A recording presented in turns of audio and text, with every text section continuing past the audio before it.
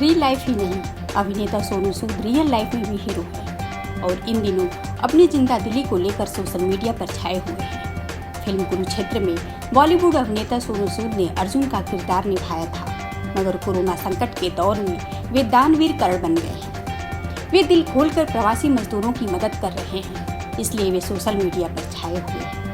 सोनू कहते हैं कि जब तक एक एक प्रवासी भाई अपने अपने घर नहीं पहुंच जाता, तब तक उनकी ओर से चल रहा अभियान जारी रहेगा। और सोनू के इस सामाजिक सरोकार की भावना से हजारों मुस्लिम अपने परिवार के साथ ईद मना पा रहे हैं। सबने तहे दिल से सोनू सूद को शुभकामनाएं दी हैं। रमजान के महीने के पूरे होने के बाद आज देश भर में ईद उल फितर का त्योहार मनाया जा रहा है। हालांकि इस बार कोरोना संकट को देखते हुए भाईचारे के इस त्योहार को लोग अपने अपने घरों में रहने की ही अपील की गई है।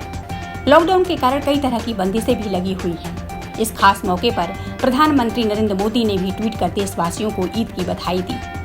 पीएम मोदी ने ट्वीट पर लिखा कि ईद मुबारक, ईद उल फितर की आप सभी को बधाई। ये खास पर्व हम सभी के जीवन में भाईचारा और शांति लाए, हर कोई स्वस्थ रहे और खुश रहे।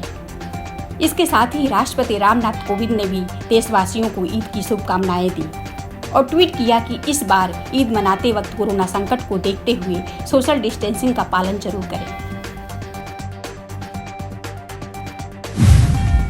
एयरलाइंस और निजी कंपनियों की बड़ी लापरवाही सामने आ रही है। दिल्ली एयरपोर्ट से खुलने वाली 80 फ्लाइट को रद्द कर दिया गया है। बताया जा रहा है कि रद्द करने से पहले यात्रियों को इसके बारे में सूचना तक नहीं दी गई, जिससे एयरपोर्ट पर यात्री परेशान नजर आ रहे हैं। रिपोर्ट के अनुसार दिल्ली हवाई अड्डे से आज घरेलू विमान शुरू हो गई, लेकिन इसी बीच 80 उड़ानों को रद्द कर दिया गया। अभी तक इसके रद्द करने का कारण नहीं बताया गया है, न ही इसके बारे में यात्रियों को पहले से कोई सूचना दी गई। नॉर्थ कोरिया अपनी परमाणु क्षमता बढ़ाने में लगा है। इस बारे में नई पॉलिसी को लेकर विचार चल रहा है। पिछले दिनों परमाणु क्षमता बढ़ाने को लेकर नॉर्थ कोरिया के तानाशाह किम जोंग उन ने मिलिट्री के एक मीटिंग ली थी। नॉर्थ कोरिया की स्टेट एजेंसी KCNN ने रविवार को इस बारे में जानकारी दी है। रिपोर्ट में कहा गया है कि नॉर्थ कोरिया अपनी परमाणु निरोध क्षमता बढ़ाने पर विचार कर रहा है। हालांकि इस बात की जानकारी नहीं दी गई है कि किस तरह के परमाणु निरोध पर विचार चल रहा है। रिपोर्ट में लिखा है कि मीटिंग में कुछ महत्वपूर्ण उपायों पर चर्चा चली है। इसमें कोरियन पीपल्स आर्मी की टुकड़ियों की मारक क्षमता बढ़ाने पर चर्चा हुई है। कोरोना वायरस लॉकडाउन की मार टमाटर और प्याज की कीमतों पर भी दिखाई दे रही है। होटलों तथा रेस्तराओं से मांग शून्य रहने और मंडी परिसर में खुदरा विक्रेताओं के प्रवेश पर निषेध से पिछले कुछ हफ्तों में आजादपुर मंडी में टमाटर तथा प्याज की थोक कीमतों में भारी गिरावट आई है। एशिया की सबसे बड़ी सब्जी मंडी आजादपुर मंडी में पिछले साल थोक भाव में 4 रुपए से लेकर 20 रुपए किलो बिकने वाले टमाटर का भाव शुक्रवार को 6 रुपए किलो, जबकि प्याज का भाव 2 रुपए किलो से लेकर 9.5 रुपए किलो था। मई 2019 में प्याज थोक बाजार में 13 रुपए किलो तक बिका था। हालांकि स्थानीय बाजारों में खुदरा विक्रेताओं के मुनाफा वसूली की वजह से प्याज तथा टमाटर दोनों के ही भाव काफी ऊपर बने हुए हैं। भारी तादाद में होटल और रेस्तराओं द्वारा मांग की वजह से दिल्ली में अमूमन प्याज तथा टमाटर दोनों की भारी मांग रहती है। उत्तराखंड में अंग्रेजी शराब की दुकानें सोमवार से अनिश्चित काल के लिए बंद हो जाएंगी।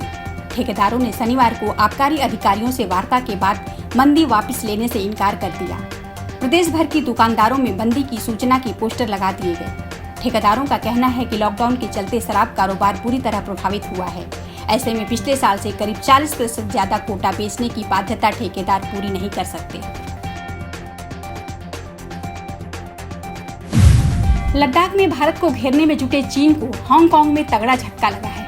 कई बार हिंसक हो चुके विरोध प्रदर्शनों को ध्यान में रखते हुए चीनी सरकार ने हांगकांग के लिए नेशनल सिक्योरिटी कानून को संसद में पेश किया है, जिसके खिलाफ हांगकांग में सड़कों पर लाखों लोग उग्र प्रदर्शन कर रहे हैं। वहीं चीन समर्थित पुलिस लोकतंत्र की मांग कर रहे प्रदर्शनकारियों का सख्ती के साथ दमन कर रही है। चीन की दादागिरी केवल हांगकांग और ताइवान में ही नहीं, बल्कि भारत के साथ लगे हुए लद्दाख सीमा पर भी जारी है। झड़पों के बाद चीन ने बड़ी संख्या में सैनिकों को लद्दाख से लगी सीमा के नजदीक तैनात किया है। इतना ही नहीं, चीनी सेना भारतीय सड़क निर्माण को रोकने में भी प्लानिंग कर रही है।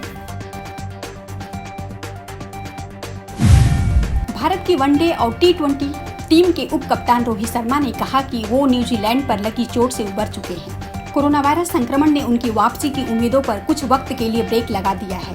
टीम इंडिया के साथ जुड़ने से पहले रोहित को फिटनेस टेस्ट से गुजरना होगा। टेस्ट पास करने के बाद ही वो क्रिकेट के मैदान पर वापसी कर पाएंगे। न्यूजीलैंड दौरे पर गई टीम के साथ रोहित को T20 सीरीज के आखिरी मुकाबले के दौरान चोट लगी थी। इसके बाद वह वनडे और टेस्ट सीरीज से बाहर हो गए थे। भारत के दौरे पर आई साउथ अफ्रीका के होने वाले वनडे सीरीज के लिए उनका चयन नहीं किया गया था। हालांकि इसे कोरोना वायरस संक्रमण फैलने की वजह से रद्द करना पड़ा।